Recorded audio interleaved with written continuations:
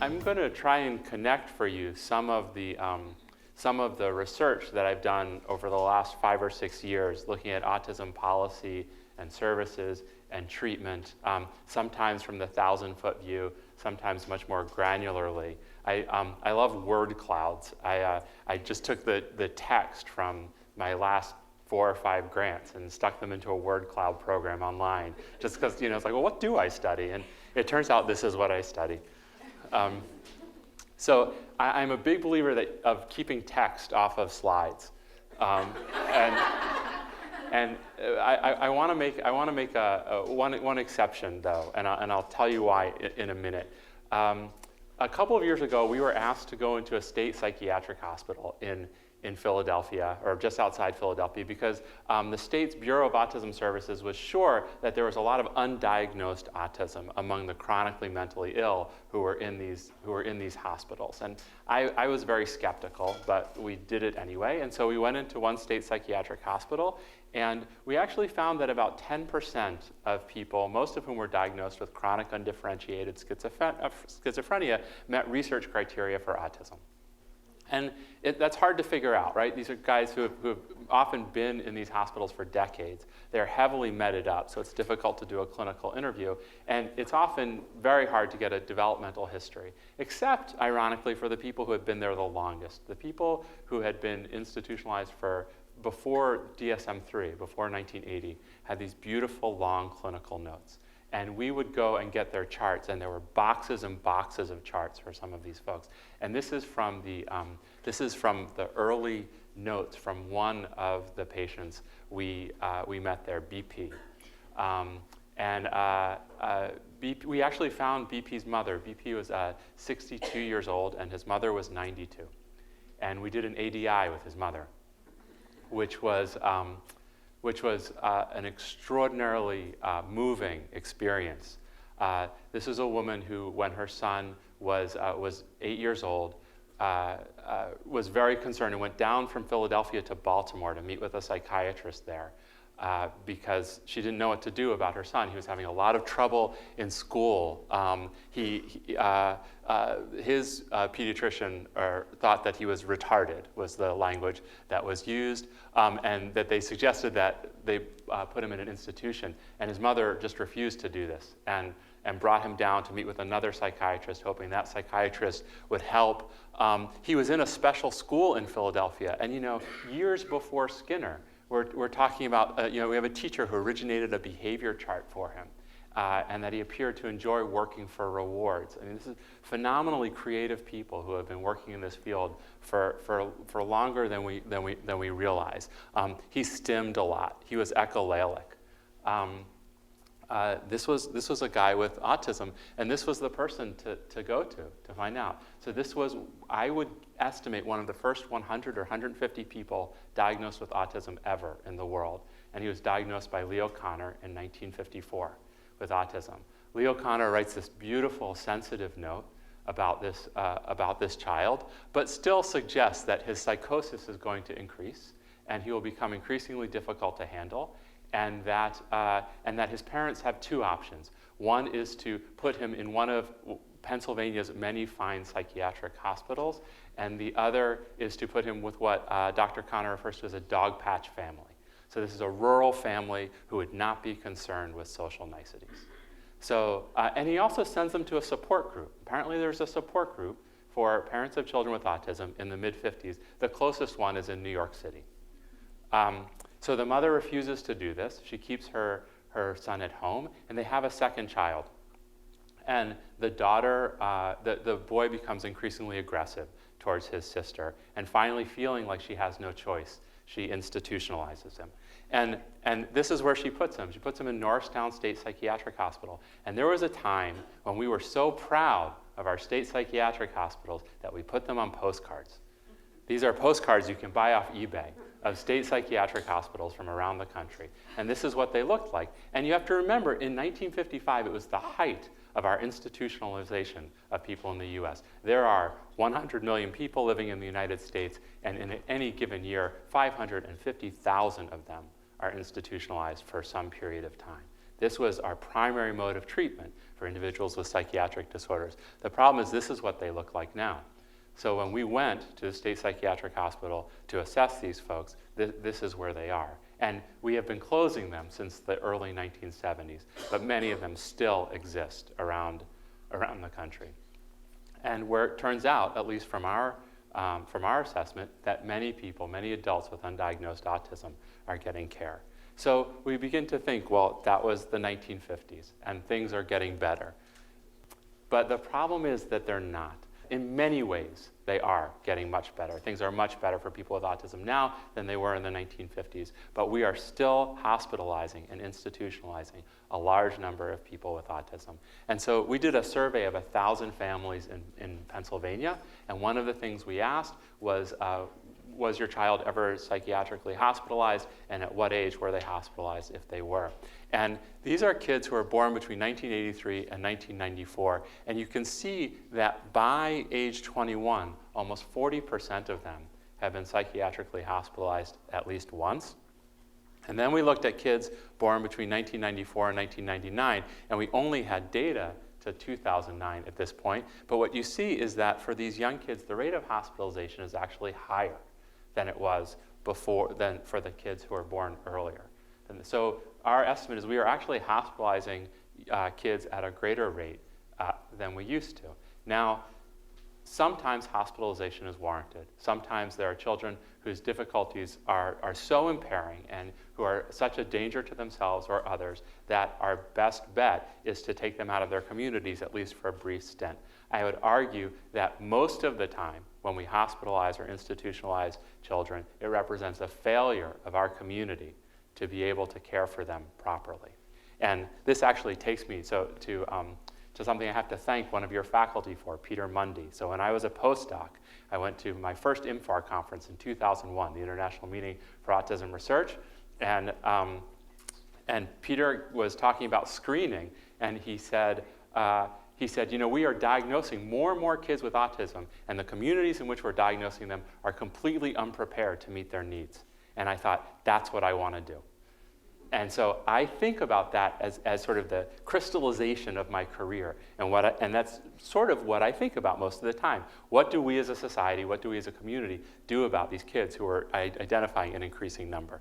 And we really are identifying them in increasing numbers. So, you know, 1990 was when we reauthorized what used to be called the Education of All Handicapped Children Act, and we reauthorized it as the Individuals with Disabilities Education Act. And autism, for the first time, was a category of special education, and it's the first time we started to have an administrative count of the number of kids with autism. So let's wash out the first couple of years, because it took some states a while to get on board with doing that. And in 1993, you have 23,000 children in the US in the special education system.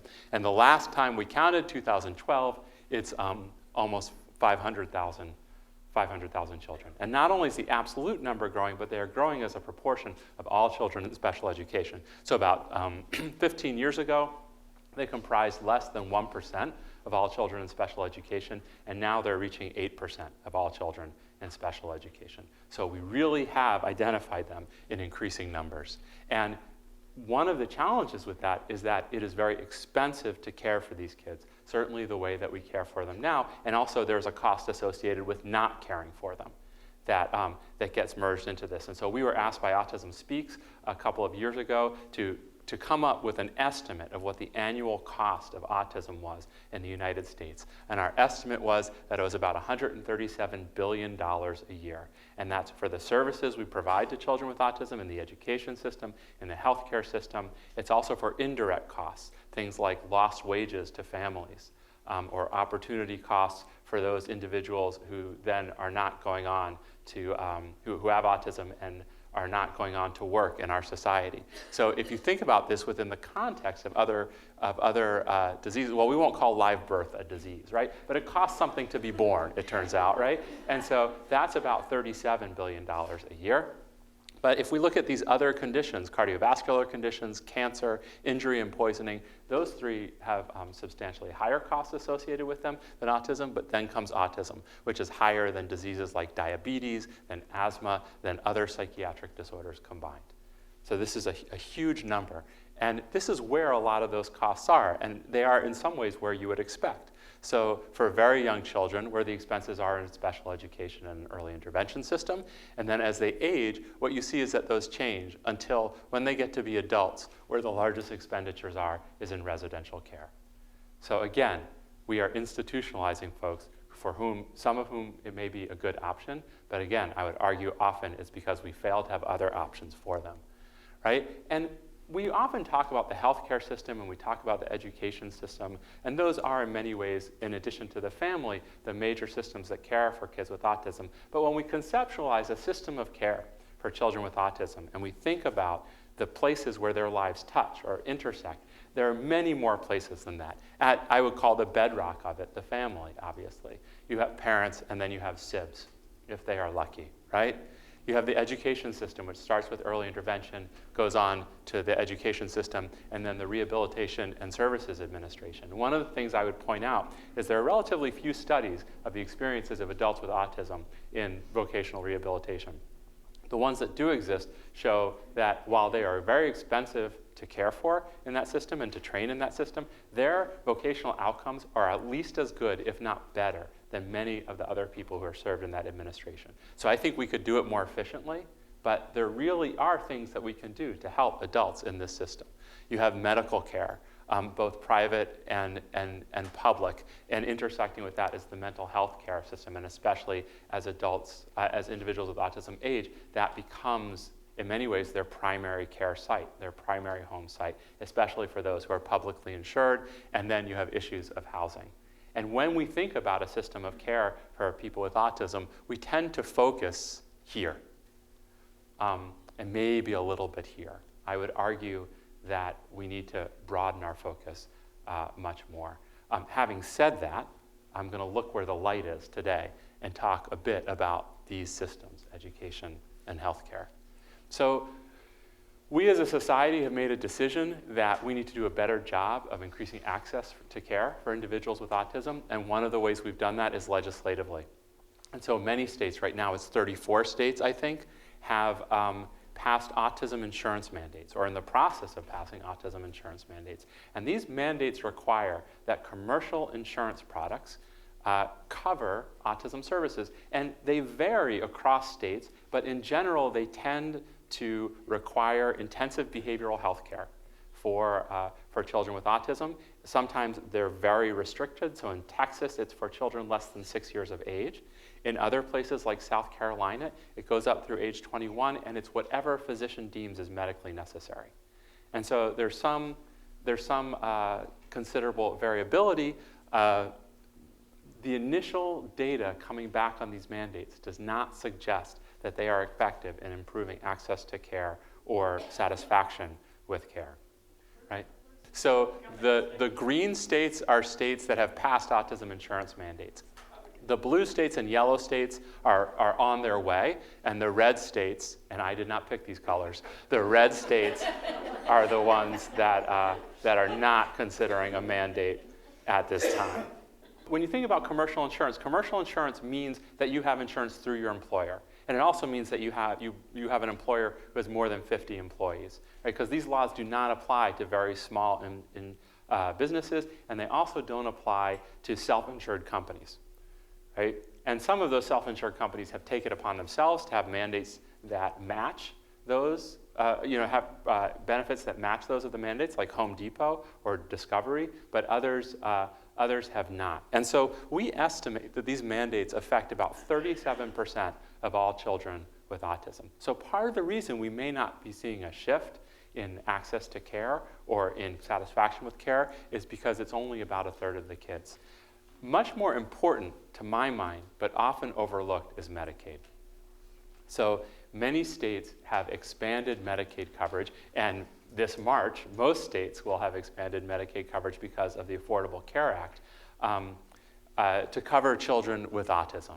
9 states have autism waivers, that is, they've expanded eligibility of children in their state, or they've expanded the services that are available to those children through their Medicaid program. Another 30 or so states have waivers that cover children with autism, even though it's not specific to autism. So a waiver means that a state says, there's a group of kids who are in danger of being institutionalized, and certainly this group is in danger of being institutionalized. And unless we provide a specific service to them, or unless we expand care to kids who otherwise wouldn't be eligible for Medicaid, they're going to end up in the hospital. They're going to end up in residential care.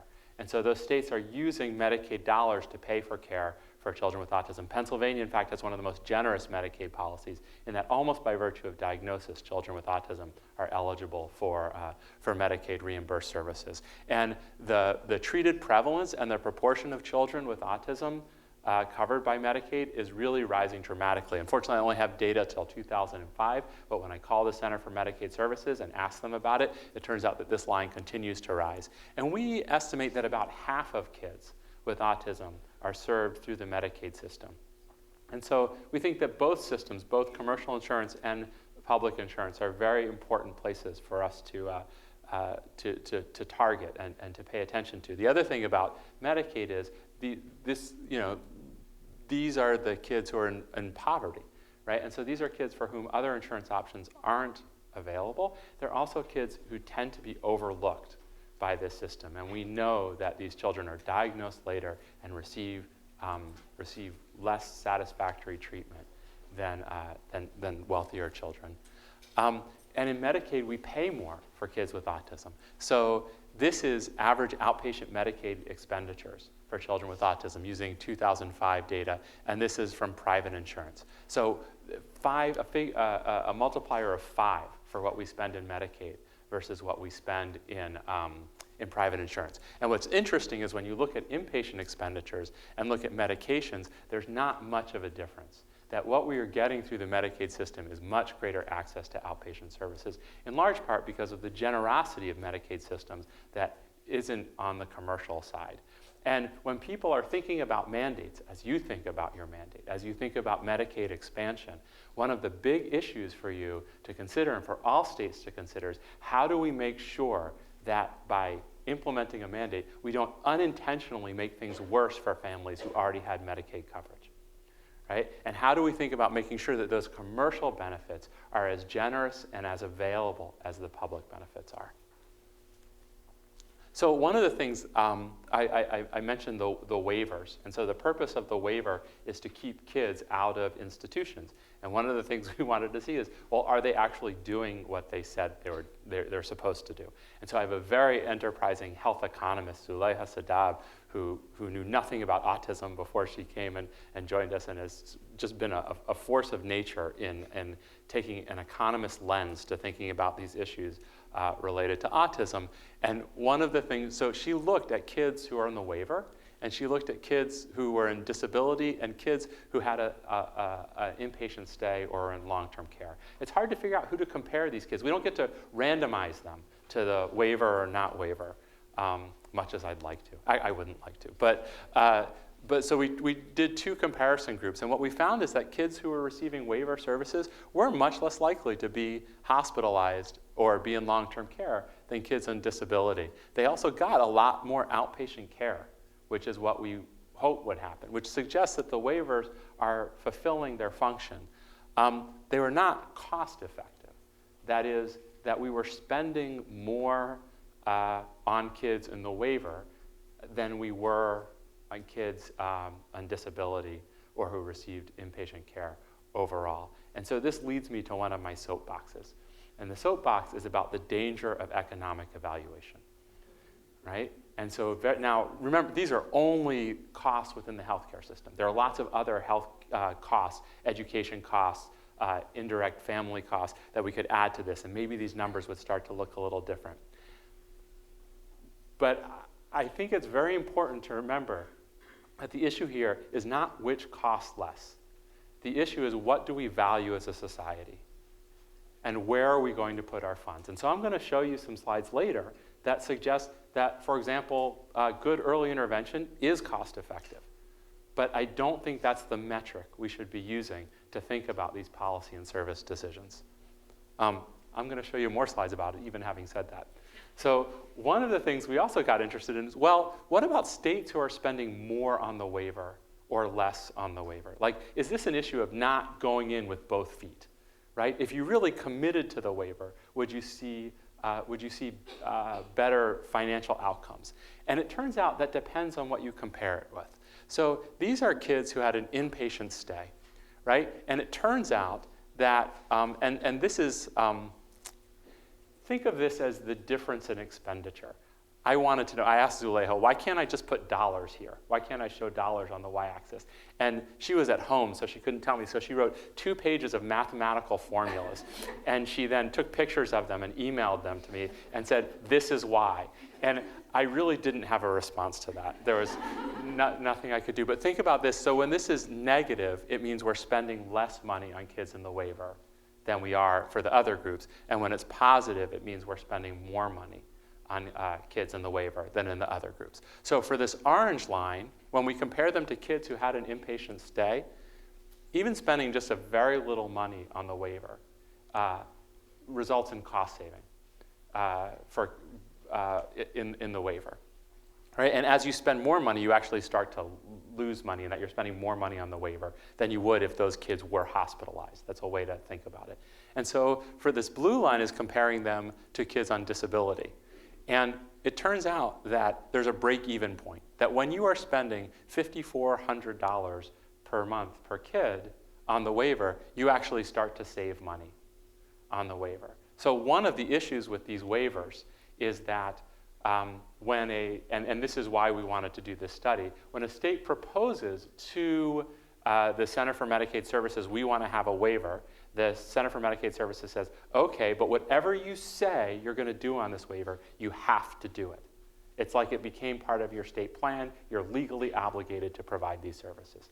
And so states get very nervous about this. And so, for example, when Colorado implemented a Medicaid waiver, they started with 75 kids, right? Let's just do it for a few kids and see what happens, right? Well, if you do it for a few kids and see what happens and you do an economic evaluation, it's going to look like you lost money, right? And so part of what makes the waivers effective seems to be the scale, or as I like to say, go big or go home, right? So part of when we think about these economic evaluations, that scale also becomes important, right? So what is it about the waivers that's important, right? Waivers is just making money available for services or making certain kinds of services available. One of the things we wanted to know is, what are the services that actually keep kids out of the hospital? And so we started to look at individual services. We use Medicaid claims for this. So these are billing data.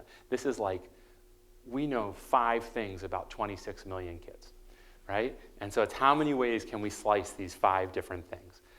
But we do know what services they got. And so one of the things we can look at is we broke these services into respite service use and what we call therapeutic service use. So these are functional therapies like physical therapy, occupational therapy, speech therapy. When a state specified behavioral treatment or mental health care, we put it into that list. We tried looking at the individual services. We tried lumping the services together in different ways. And these are other outpatient services that we don't think have a real therapeutic value. Things like transportation or durable goods or things like that. And what you find is what's associated with reduction in hospitalization is respite services, not therapeutic services. Now, there are a lot of problems with this. There's something that we call a selection bias, right? Because kids who are more severely impaired are probably going to get more services. And kids who get more services or are more severely impaired are also more likely to end up in the hospital, right? So we take these with a grain of salt. But if that's true, how come we see different numbers for respite service use versus therapeutic service use? So these are odds ratios, which means that if it's less than 1, you're less likely to be hospitalized. And if it's more than 1, you're more likely to be hospitalized. And these numbers were not statistically significant. But boys got more. Other things go in the direction we expect them to. Boys are more likely to be hospitalized. Older kids are more likely to be hospitalized. Kids in foster care are the most likely to be hospitalized. Those things are all going in the right direction. Why isn't therapeutic service use going in the right direction? This is 135,000 kids with autism who are diagnosed with autism in the Medicaid system. And we require that they have at least 1 inpatient diagnosis or 2 outpatient diagnoses, which has been validated as having a very high positive predictive value. So this is exciting. It means we should provide respite. So if you are involved in policy making in your state or thinking about what services are important to cover, clearly respite is an important one. And it's important because it keeps kids out of the hospital. It's important for a lot of reasons. It's important for family functioning. But here we are able to sort of put a dollar amount on it, which is a metric I think that people understand. So why not therapeutic services, right? And so the more we think about this, the more it leads us to think that maybe therapeutic services aren't doing what we want them to do in the community, right? Or the things that we call therapeutic services are maybe not as therapeutic as we might hope. And this has led us, my research group, to a big shift, a shift from thinking about the 1,000-foot view, how do we evaluate these policies on a national level, to a more granular view of what is actually going on in these communities. When we say a kid is getting X, is getting ABA-based intervention, or getting speech therapy, or getting occupational therapy, what does that really mean when we go into the community and look?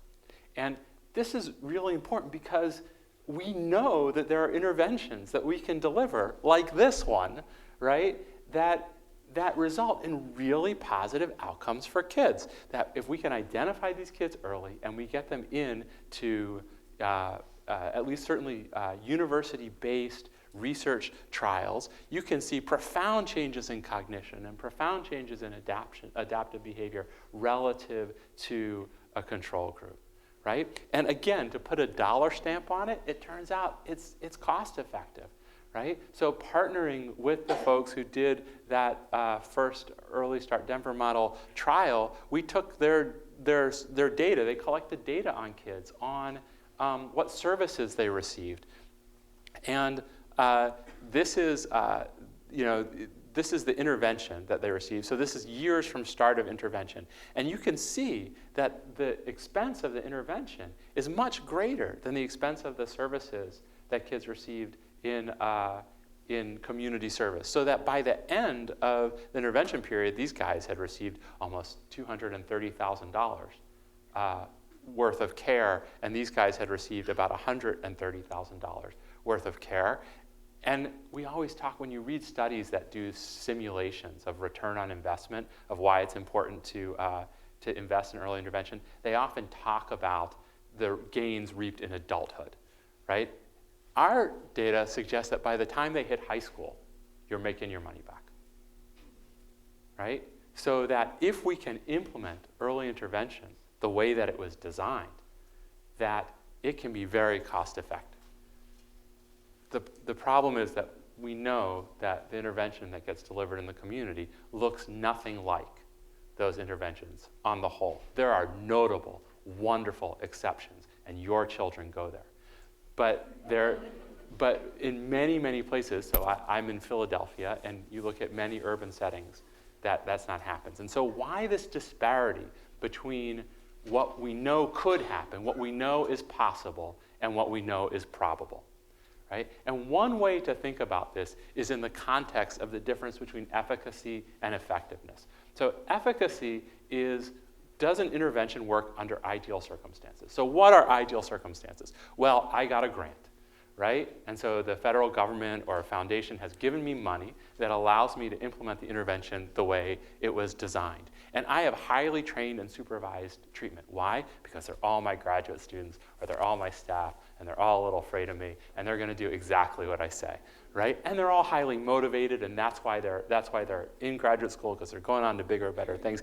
And I get restrictive inclusion and exclusion criteria. And this is certainly not true of every intervention, but it's perfectly reasonable for me to specify that I will only take children with a mental age of 18 months who have no self-injurious behaviors and are potty trained, right? And so it turns out that you're not allowed to do that as a kindergarten teacher, right? So, and so the kids who are in these studies sometimes do not look like the kids who are in practice. There's highly variable training and motivation And I'll talk a little bit about why in a minute, but think of you are a public school teacher working with kids with autism, and this year they tell you we are going to do the new thing. And so you invest heavily in that new thing, and then a new administration arises. And they say, now we're doing the new thing. And you say, yeah, but okay. And you start doing the new thing. And by the time the new thing rolls around, you're kind of done. And you think, I'll wait, right? And you have a principal who doesn't understand you, and you have a small room, and because it used to be a closet, because the school didn't really want an autism classroom, but so that's what the principal gave you. And you have a classroom assistant who you don't get along with so well. In fact, we've often thought that if we could just offer couples therapy to teachers and classroom assistants, that we would do we would improve autism outcomes, right?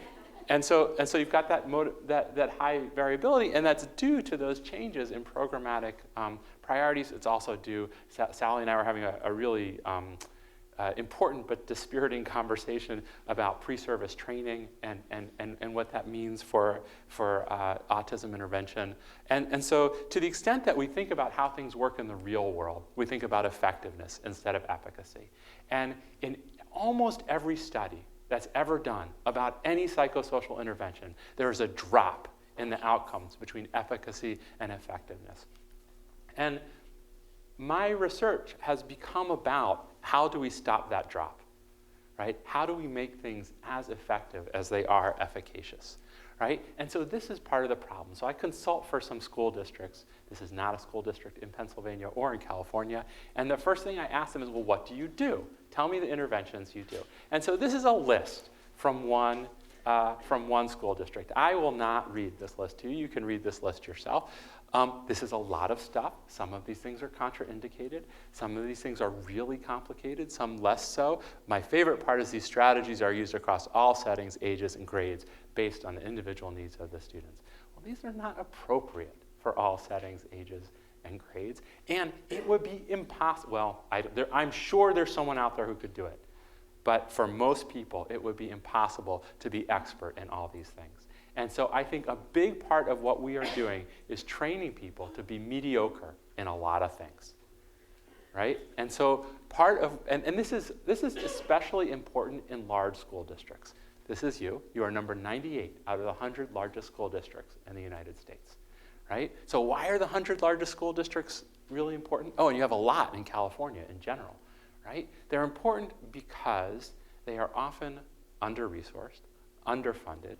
They are cobbling together resources from multiple places. They are besieged by problems aside from the sort of educational needs of their students, but the challenges their families face, the challenges of their social environment. For many families, autism is the least of their worries. And yet, there are 18,000 school districts in the United States. So the top 100 in size comprise 0.6% of all school districts, and they serve 23% of all children, right? If you could change things in just these 100 out of 18,000 places, you could make a disproportionately huge difference in the lives of many, many children with autism. And so a lot of what I've started to think about is what the challenges are that these large school districts face. Incidentally, Philadelphia over here, we're number 8.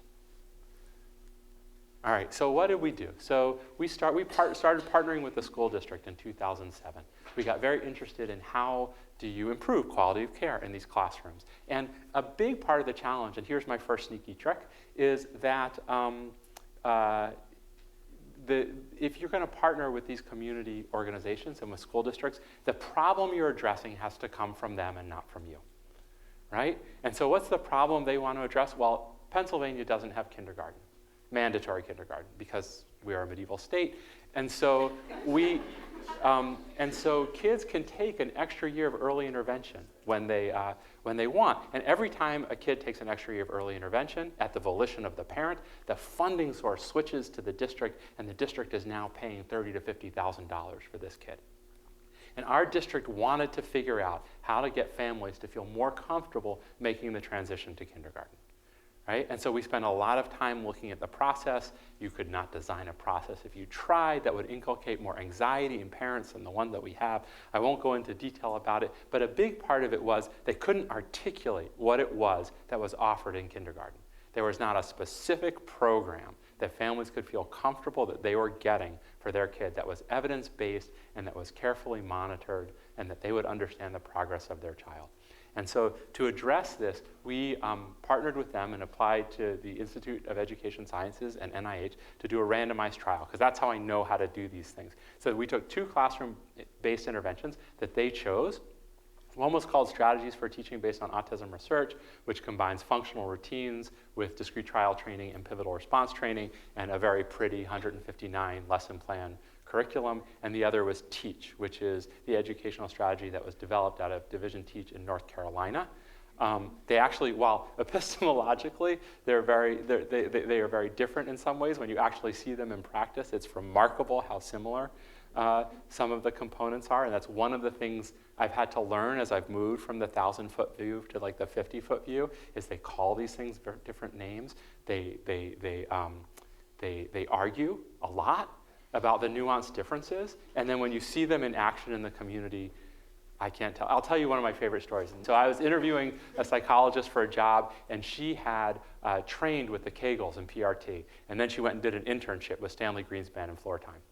And so one time, she was very versatile, and so she was doing floor time with a family while Greenspan was watching through the observational window, and as and she says, just for kicks, I'm going to do PRT. So she did straight up PRT with this kid while Greenspan was watching, and the family leaves, they thank her, she thanks them, they leave. Greenspan comes into the room, he puts his hand on her shoulder, he shakes his head, and he says, Danielle, that was beautiful floor time. Ontologically, the differences among these things sometimes are not so clear.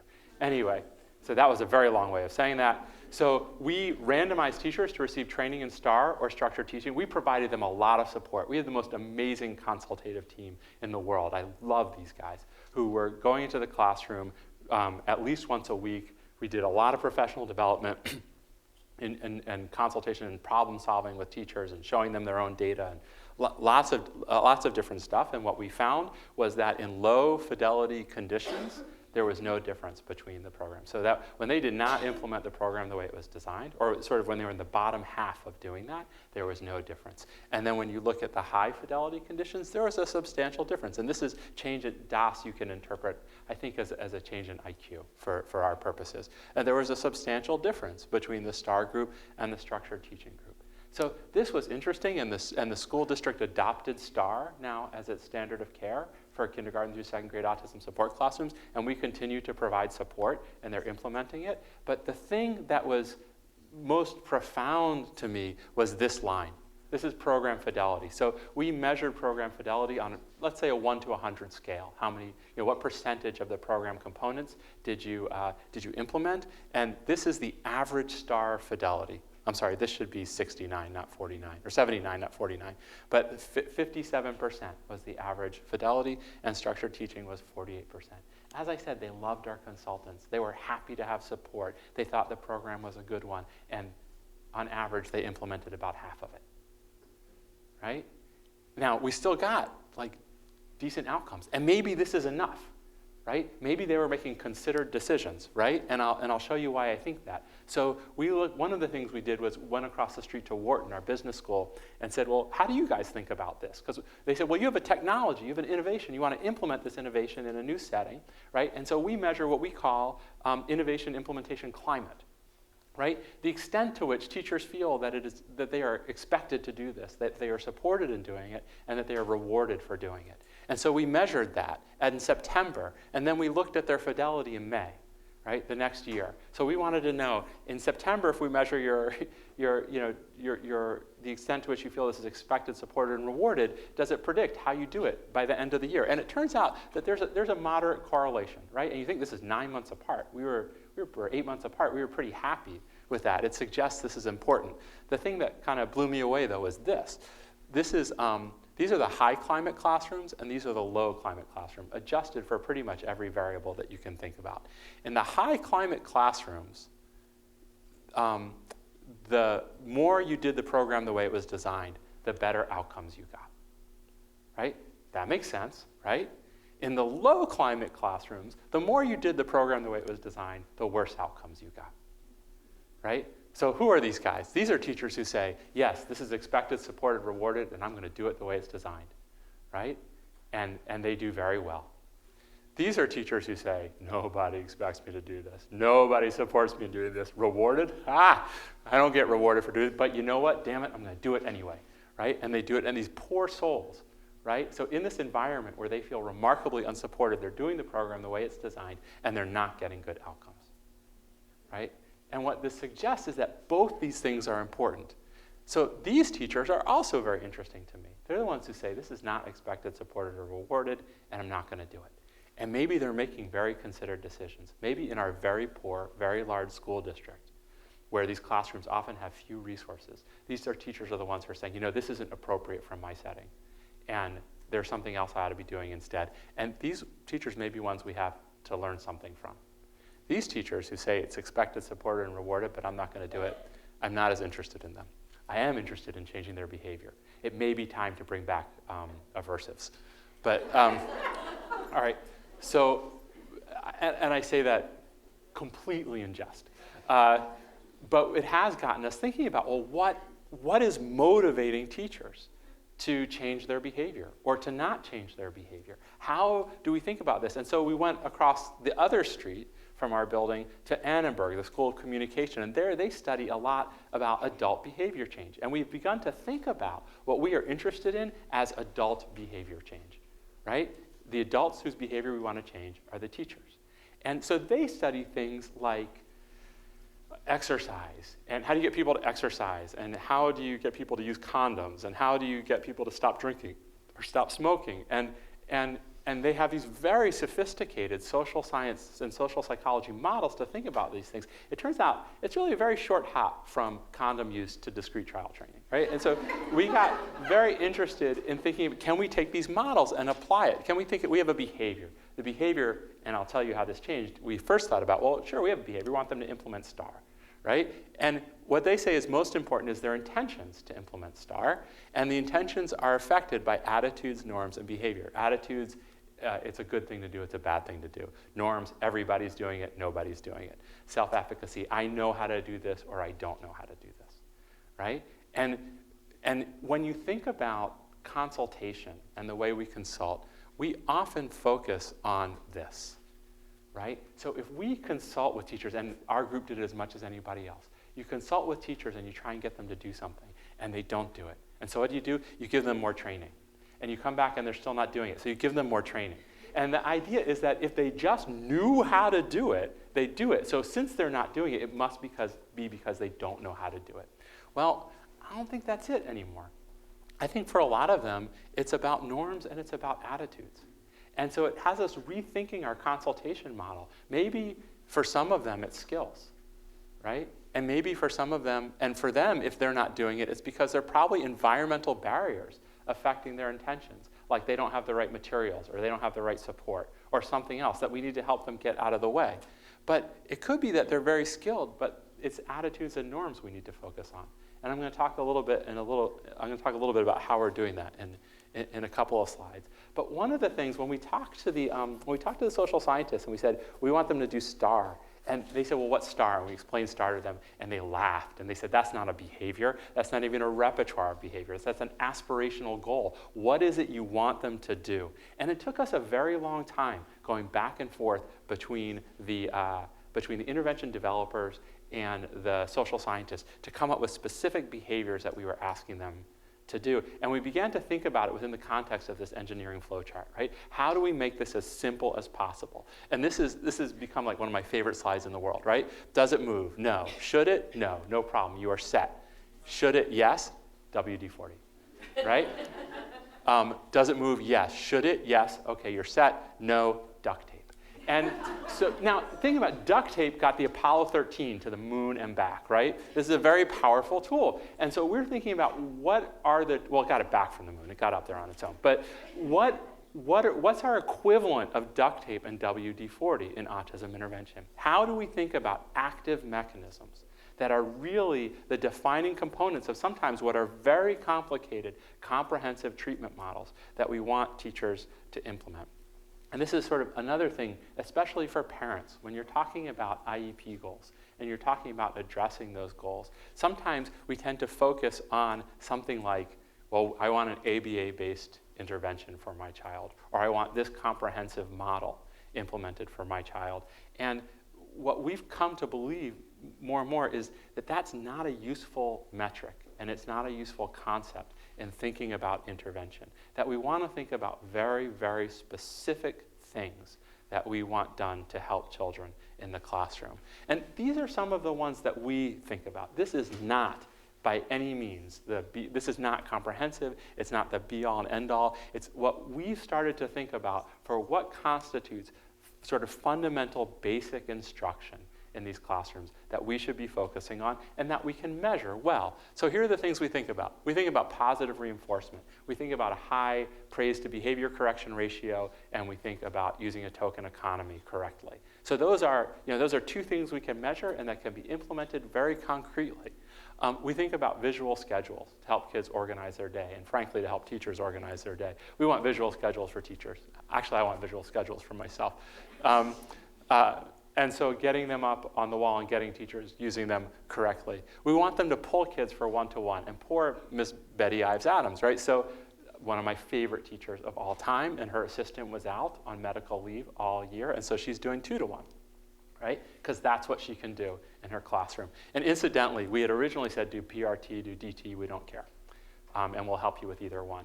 As we've begun to dismantle our data from the STAR trial and look at what's important, it turns out that the biggest predictor of positive outcomes for kids when we look at classroom routines, discrete trial training, and pivotal response training is PRT. And so we find ourselves, and we think there are a couple of problems with this. It's not like we randomize teachers to discrete trial training or pivotal response training. So there could be lots of other things involved. And we think that the teachers who take it upon themselves to really become good in PRT they may be a special breed relative to the other teachers. But one of the things about PRT is the extent to which it can infuse the rest of the day, I think. And so it really, in some ways, it doesn't obviate the need for a lot of those functional routines, but it makes them a lot easier in a lot of ways. And so we've now begun to focus more on PRT than DT. So those are the 4 behaviors that we decided we really needed to focus on. And then we said, okay, well, if we want to put our money where our mouth is, let's find out whether teachers intend to implement these the way they are designed. Because if they intend to do them and they're not doing it, it's environmental barriers that we need to get rid of. But if they don't intend to do it, then we need to figure out whether it's self-efficacy norms or attitudes.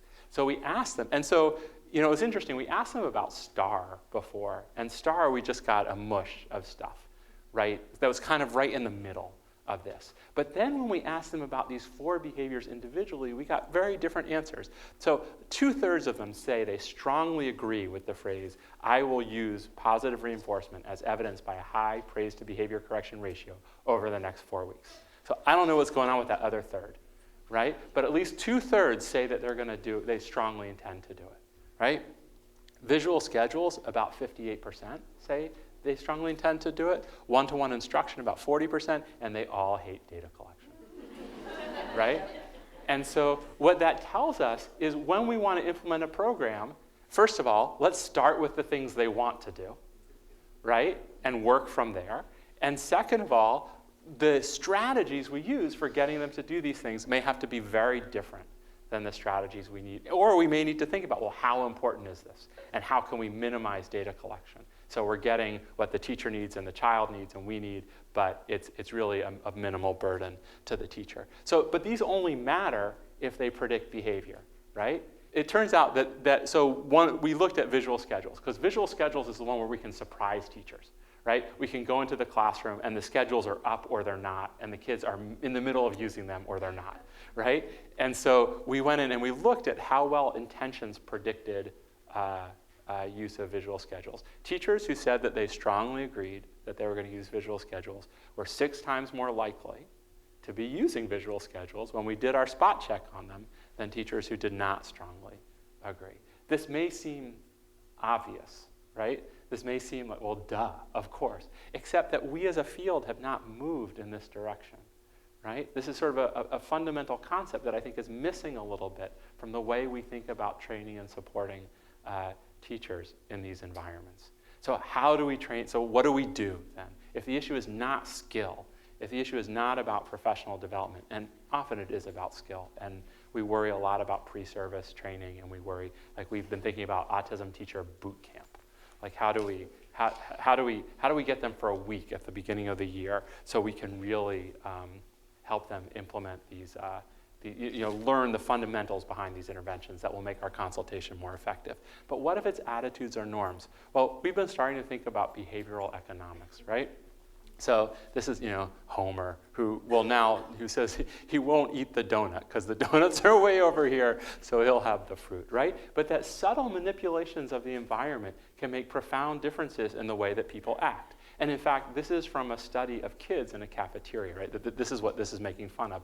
That if you order the food in the school cafeteria from most healthful to least healthful, then kids will eat more healthy food, that they take what's there first. So what's our equivalent for teachers? Well, a lot of people are thinking about this. This is probably the most, this is the book that really popularized the idea of behavioral economics and the idea that we can change behavior with these kinds of different, sometimes financial incentives, sometimes other incentives.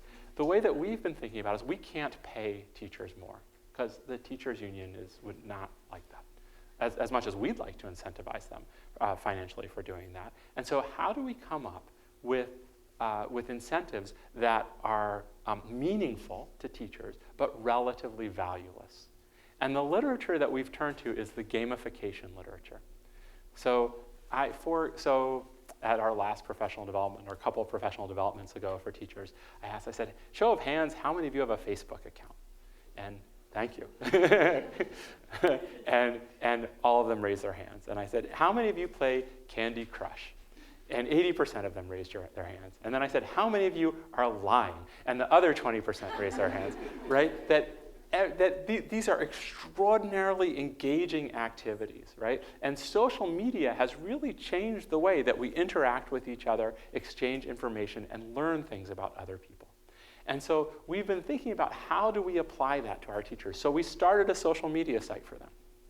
And right now we use the social media site to just to provide materials. They can share great lesson plans. We put up lots of icons that they can use for their visual schedules. We tell them about new trainings and put up videos and things like that that they can use. So we've just gotten them, and we started the social media site. We told teachers about it, and within a day, 60% of them were enrolled. And most of them, almost all of them, have enrolled now. The other part of what we've been trying to do is we have way more. We provide consultation now in 165 classrooms. And we don't have the staff to do it, and the district doesn't have money to pay us more to do it. And so we've been relying on FaceTime for remote consultation. And that has turned out, with our more experienced, it doesn't work with the new teachers, but it works very well with the experienced teachers who need some help with a particular student around a particular transition for their class or something like that. And then the third thing we've started to do is investigate data collection apps for iPads. Now, I will tell you, I do not like putting kids with autism in front of a computer. I think you've got a kid whose fundamental impairment is socialization. I don't think a computer is a good idea. But I love putting teachers of students with autism in front of a computer, right? I think that there's a lot we can do to leverage what they find rewarding about being in front of a computer to help improve instruction. So we have teachers who never collected data before, but you create an iPad app where they can collect data, and they start collecting data because there's something more rewarding about being in front of the screen. And so now our goal, and I'm meeting with your iPad group tomorrow, which I'm very excited about, is to integrate these three things. And so what we are trying to do is figure out how we create status by doing this. So for example, can you have a leaderboard of data collection for teachers? That teachers, that you have the top 3 data collectors for that month. Can you have a badge system for teachers who pull kids for one-to-one instruction using PRT X number of times a week? Can we create levels of demonstration teachers, master's teachers? This came to me at a professional development, where at the end of the professional development, one of the classroom assistants came up to me and said, "Where's my certificate?" And I said, "Well, we're not giving credit. We don't have, where's my certificate?" And I thought, certificates are important, right? And so now at every professional development, we give certificates. If you think about it, being a special education teacher is an extraordinarily isolating job. You are in a classroom with 8 kids and an assistant in a school that may not want you, with a principal that doesn't necessarily know how to evaluate you, and few teachers outside of your classroom to whom you can go to for support, right? And so part of what we are doing, in addition to the rewards and the certificate, by these kinds of social media sites, and frankly, I think by our professional development, is creating a community that allows teachers to interact with each other in a meaningful way, to recognize that they're not alone, to benefit from each other's successes, and potentially to, in a friendly way, compete with each other for mastery. And so that's where we are heading in thinking about instruction and changing teacher behavior.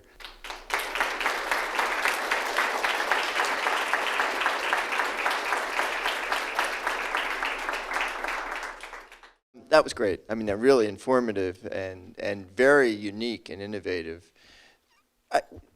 So are you working primarily with the kindergarten classes or early classes? And are you also working with, I mean, one of the issues seems to be more and more children are in inclusive environments, they're in regular education, so then you have an additional complexity of not working with a special ed teacher, but working with a teacher who might be very well educated in all ways, except working with exceptionalities. So what's happening for you there? So we are now in K-8 classrooms. So while our initial work was with the younger elementary school ages, we're now up through 8th grade. And Philadelphia has a very segregated system. Most of the kids who are in the autism category of special education, I don't know that that means it's most of the kids with autism, but most of the kids in that category are in these segregated settings. The more I watch these classrooms, the more I become convinced of how important inclusion is. That we are, in many ways, unintentionally warehousing these kids. And we often think that it's where they're going to get the best autism instruction. And so sometimes we push for that. But I think it's wrong.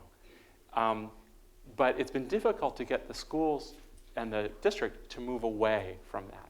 The way that we've gotten them to move away from it is to plot for them the rate of increase in the number of classrooms in the district over the last 5 years, and to point out the expense associated with these classrooms. And so what they've done this year is given us 2 schools where we are doing whole school intervention. And we are trying this as an experiment to see if we can work from the principal down to the noontime aide to change the culture of the school to make it more comfortable for children with autism and more comfortable for the general education teachers who are working with them. This has been, it's been really challenging, and it's been really challenging to figure out how to provide consultation to the gen ed teachers in a way that doesn't pull them away too much from their classroom. And so we're still in the process of working on this. Where we've been more successful is with noontime aides and recess aides, and getting them to, teaching them socialization interventions, actually borrowing from Connie Castri's work, and teaching them those kinds of interventions. And I have a question for you that's a little bit related, and this is kind of a lot of the folks here, we have a socialization intervention program here, and I've always grappled with how do we take a clinic-based intervention program and bridge it to schools. Do you think there's any role for the two working together? Oh, absolutely. So the first thing that I would suggest is stop testing them in the clinic and start testing them in the school. So when we have new interventions now, the first thing we do is put together a teacher focus group and find a school in which we can test it with our personnel in partnership with the teacher. And I think that this is a different model of intervention development. We've generally conceptualized intervention development as a pipeline approach.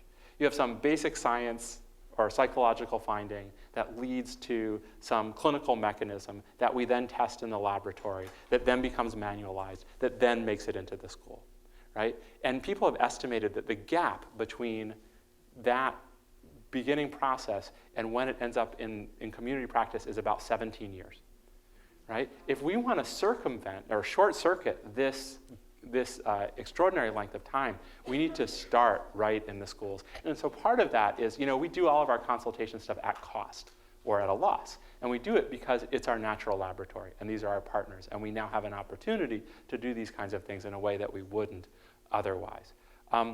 Specific to socialization, schools have never accepted that social ability falls under their aegis. I was wondering if the kids in your middle schools in Philadelphia, if they rotate for classes. So Philadelphia has done away with most of its middle schools. So these are almost all K-8 schools. So, And there is rotation, but it's a relatively limited rotation compared with what you get in a more traditional school. because I was thinking about your points that you mentioned earlier, the schedules, things on the walls, positive reinforcement, and as the kids get into the higher grades, their challenges are just overwhelming. So one of the things I've become really fascinated with and know relatively little about is this idea of self-appraisal, right? So as kids are getting older, and we begin to think about how do we generalize some of these techniques that are really teacher-driven for those kids, can it be that the child takes it over in some ways? So can that visual schedule be part of a notebook that child takes with them? Can the child assess his or her own behavior in that notebook as well? And I've read just a little bit of literature on this, and I think that the field is kind of nascent, but this seems like a really ripe area too. And I see people who know more about it nodding, so I'm going to take that as a positive sign. Yeah, hi. I have a really exciting comment, actually, to make. My son is on the spectrum. Uh-huh. He's in the 5th grade, and we implemented, because we have 3 or 4 intermediate autistic kids on our campus, and they've all been fully included since they've been in kindergarten. That's great. And one of the cool things that we've started is something called Circle of Friends, Uh-huh. where it does deal with the socialization aspect at school, and we get the kids on the spectrum together with typically developing kids twice a week. And they do little exercises, and they do more executive function now. This year we've added more executive functioning, things like how would we handle this situation and those types of situations with the kids, and we're finding it very successful. It is led by our ABA-trained classroom aides. Is That's how great. we've implemented it there. We've been very fortunate. There's several families who have insisted to the district that we keep ABA trained aides with our children. And so they have actually come up with that program, and they are the leaders rather than putting it on the plate of the teachers. Teachers just kind of, just let the kids know what the schedule is, and then the aides take over. I have a junior faculty member, Jill Locke, who trained with Connie Cassery in some of these interventions and is now very interested. Her main focus is how do we train aides to implement these kinds of interventions. And what she's found is it's very difficult to get them to start. But once they start and see the immediate change in how children view them and their role, it's the most amazing thing to watch an aide who has wandered the periphery or chatted with her friends, clearly desperate for a cigarette, move from that position into the center of social play with kids and how engaging that is for them. And once we can get them to do that, this is such an untapped resource.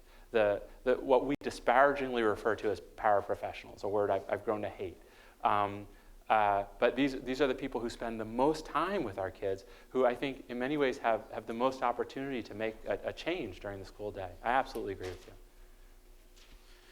I was just curious, in the programs with the 2 schools that you're involved with, to what extent or degree are the parents or the family connected to that?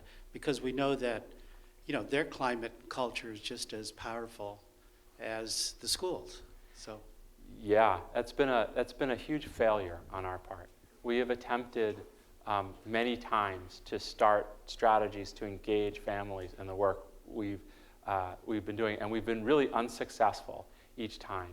We have, 80% of the kids that we're working with are on free or reduced price lunch. About 30% of them English is not their first language at home. We are uncertain about the documented resident status of a lot of the families, and this has created a lot of challenges for us. I have a new postdoc, Ghazi Azad, who came from UC Riverside, who's exactly interested in this issue about consistency of intervention across home and school, and is developing a program, is borrowing another program called Conjoint Behavioral Consultation to try and do that. There may be variabilities then in the family's support and involvement and connection, with the child and their success. Absolutely. No question. Our challenge has been to figure out a meaningful, sustained way to get these families to participate. And for some families, and it's often the families who probably need us the least, it's relatively easy. And for the families who need us the most, or we think need us the most, they may not think that, we've had the most challenges. David, thank you. Great talk. Thank you, I was really taken with your slide about adult learning and about how to change the behavior of teachers to go beyond providing skills and take into account attitudes and norms. Sorry. I was wondering if you had any thoughts about how that might apply in other contexts, because one of the things I've been interested in my own work is how to get more pediatricians to do screening and to follow the American Academy of Pediatrics guidelines to screen at 18 and 24 months. And I wonder if you could think of any equivalents for improving that. So screening so what do pediatricians do? They screen, they may refer, and then they never hear what happened, right? And so pediatricians there is no loop. There is no feedback loop at all. And I think one of the most straightforward ways to change pediatrician behavior around screening is to close that loop. And this is very challenging because of the different laws and privacy requirements of the different systems. But one of the things we've been working on in Philadelphia is getting permission for the EI system to then feed back to the pediatrician whether the family even showed, and if the family didn't show, if they did show, what were the results of the screening. And right now we're doing it by fax. We're hoping to be able to do it soon electronically. So I think that is without doing that, we are kind of stuck. The second thing is if you want to change norms, you have to get pediatricians to think that other pediatricians are doing what you want them to do. So one way to do that is to get them all in the same room. Another way to do it is to feed back benchmark data. And so one of the things we've been thinking about is if you have a pediatric practice, can you norm what screening looks like at all practices? And you can often do that using billing data, right? And then you can say, here's the average of every other pediatric practice, and here's you. And that kind of data can be it's surprising how powerful it is the central component of targeted performance feedback. And so we've been thinking about some of those mechanisms as well. And people will screen just to get that number up, because it turns out that it's very aversive for somebody to say, here's everybody else, and here's you. And that's all you have to say. So if I had to do two things to change screening behavior, those would be the two things. Dr. Mandell, you mentioned that we are teaching people to be mediocre in a lot of things. I did. And given all of the vast array of interventions for autism, some which are evidence-based and some which aren't, do you think that school districts and policymakers and others would do a lot better if they focused on just a few interventions that work and teach them well and encourage positive attitudes about implementing them, that we would be much better off? Yes. I think that is, I say these things sometimes to be purposefully inflammatory, but that is exactly what I think. And it gets back to this common element issue that I think so many, especially these comprehensive treatment models, which are the ones that are sort of ostensibly developed for the classroom and that you can buy off part of the challenge is the proprietary nature of many of these programs, right? That they're licensed and the district is investing in them. makes it very complicated to implement and makes the potential for change too great, as opposed to saying, here are the few really important baseline elements that we need to implement, and then we can build on that, but this is what has to be in every classroom.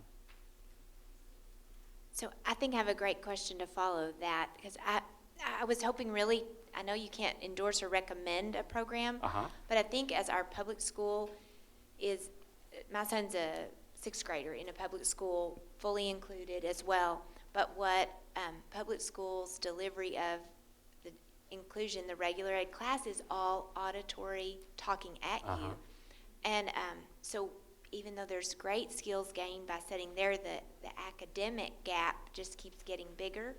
And I just didn't know if you had any successful programs of, you know, what are you, is there a better way to deliver? Are there models, are there programs that are better in that inclusion model, or is it always going to be you include them and you pull them out?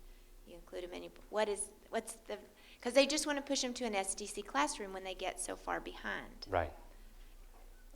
Yeah, what you describe is a huge challenge, and I think there are people in this room who are much better qualified to answer that question than I am about what happens in that general education setting.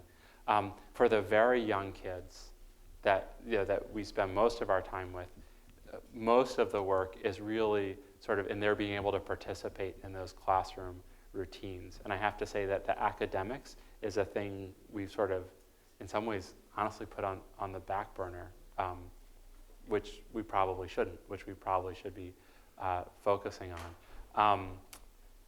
I don't have a good answer to your question. I'd be happy to talk with you about it more in depth afterwards, because I could certainly, meander about it for a while. But like I said, there are other people here, I think, who could probably answer that better. I'm actually looking at Sally. She can probably give you a better answer to that question than I can. Hi, Dr. Mandell. You talked a lot about getting the programs to fidelity on the evidence-based practices that you targeted. I'm wondering what you have seen or used, or what you found to be effective in maintaining that fidelity over time, and is it continued consultation, or what have you found to be sort of that sweet spot in terms of getting that maintenance? We have not reached that sweet spot. But I think, so the consultation is absolutely necessary. One of the things that's been really interesting to observe now that we have fidelity data over multiple years is how much the fidelity drops in September, even for our most experienced teachers. That they need that really serious boost in September to gain back what they had in May. We also see that it varies over the year. So fidelity is highest in February, and it is lowest in September and May, right? And so we realize that there's a cycle and a flow of the school year, and that our consultation has to be sensitive to that. One of the things that we have found works is to show teachers the best that they've done. And so over the years, we keep track of their fidelity on a monthly basis, and when it's dipping, we can say, this is where you were. And we think we'd like to help you get back there again, or there are challenges you're facing that we can help you with. I think there are better ways to do it. That's the way we're doing it now. But I'm really interested in exploring it in more depth. But again, I think whatever we do, part of it has to be showing people their own data. So I was wondering if you could elaborate a little more on the data collection part of this. I was in the schools for 5 years, and I know that can be a very tricky part. And specifically, I was wondering, in terms of giving the students their own data to look at, do you post that in front of the whole class? And if so, should we be concerned about a public shaming element of that if they're not doing well? We don't, and we should be concerned about that, right? So we do not show individual student data to the class. The data is really for the data we're collecting. All right, we want the when we started, we had the teachers collecting very traditional data sheets, as you would see in discrete trial training and pivotal response training. We had them monitoring their responses to routines and the extent to which they could do them unprompted or with prompts or hand over hand or blah, blah, blah, blah, blah, right? And this is, it's just so burdensome, right? And so where we are now is we're just doing probe data. And so you got 8 kids, and even though they're the 8 kids you see all day, you just can't remember where they were yesterday or even that morning. You can't. I've got 2 kids, and I can't do it. And so the probe data is really a prompt for the teacher to know where to start, where to pick up from where they left off before. And those are the kinds of data that we have really, when we come down to like really what's the minimal data. And my folks, so I should say I'm not a clinician. You would never want your kid with autism to see me. Well, I'd maybe make them laugh, but I have these psychologists who are really very well-trained autism interventionists, and they will argue with me about the data. They want more data, and I want less. And the data is not, and we don't show the kids their own data. The way kids see their own data is more about response to successful completion of a routine, or the use of their visual schedule. Those are their data, right? How do they make it through their day, and have they been successful in doing that? The other data, the more, the extent to which they are improving on certain academic metrics or on behavioral metrics is really for the teacher. The UC Davis Mind Institute was created in 1998 with a promise to find cures for neurodevelopmental disorders. Every day, our physicians and researchers come closer to fulfilling that promise. Their groundbreaking research on autism, Fragile X syndrome, chromosome 22q11.2 deletion syndrome, ADHD, and other brain disorders are helping children achieve their fullest potential. Please visit our website to find out more about current studies, upcoming events, and how you can help make a difference.